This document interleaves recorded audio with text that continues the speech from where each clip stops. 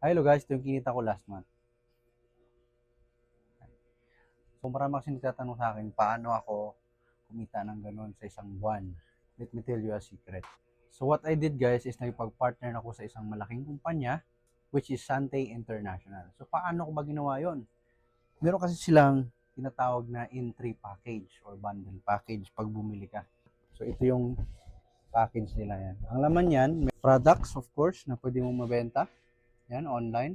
Dalawang box and ito, yung canister na 200 grams. Na bili mo tong bundle package na to, meron ka ng up to 40% lifetime discount. So ito yung laman ng ano, may welcome card sila guys. Yan, welcome card.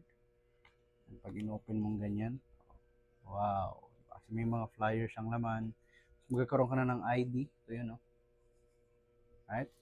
ID guys. Yan. Ito yung mga nila, flyers na magagamit mo.